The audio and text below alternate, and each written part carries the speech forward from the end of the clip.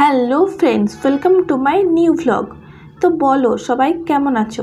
আজ সকালবেলায় সমস্ত কাজ সেরে রেডি হয়ে নিয়েছি, কারণ আজকে যাব একটা জায়গাতে। আর বাইরে কিন্তু রোদটাও বেশ দিয়েছে, মানে এত রোদ দিয়েছে কী যে হবে কিছু বোঝা যাচ্ছে না। আর এখনের আবহাওয়াটাও কিন্তু বেশ খারাপ, এই রোদ তো এই বৃষ্টি। তো যাই হোক, এই যে সজনে ডাঁটার তরকারি করেছি, ডিমের কারি, আর করেছি করলা আলুর চচ্চড়ি। বাস এই সিম্পল খাবার দাবার। আর দেখো বাইরে কিন্তু প্রচণ্ড রোদ, সবাই ছাতা নিয়েই বেরিয়েছে।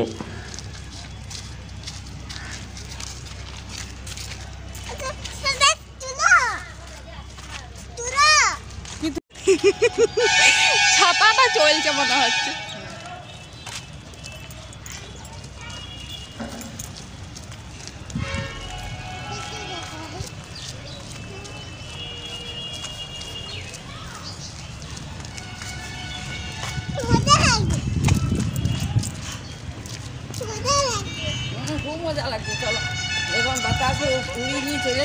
এখন বাজে দুপুর 12টার মতো, আর আমরা বেরিয়ে পড়েছি আমার দিদিমাকে ডাক্তার দেখানোর জন্য। দিদিমা বলছিল যে চোখের একটু প্রবলেম আছে, মানে ওই যে বয়স হলে যে ছানি পড়ে না চোখে, সেই রকমই কিছু হয়েছে।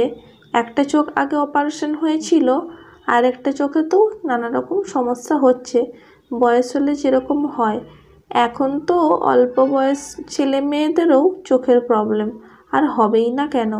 যেভাবে ফোন দেখা এখন শুরু হয়েছে, ফোন টিভি এইসবের জন্যই বাচ্চাদেরও এখন চোখ খারাপটা বেশ বেড়েছে।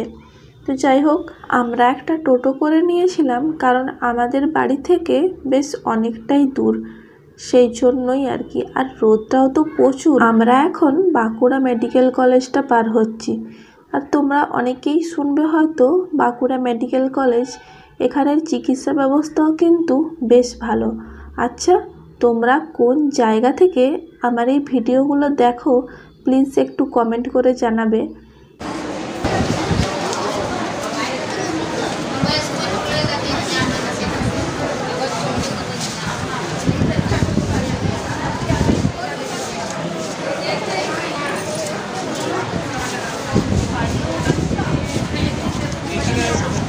তো এখানে আসার পর দেখি এখানে তো প্রচুর ভিড় আর লম্বা লাইনও।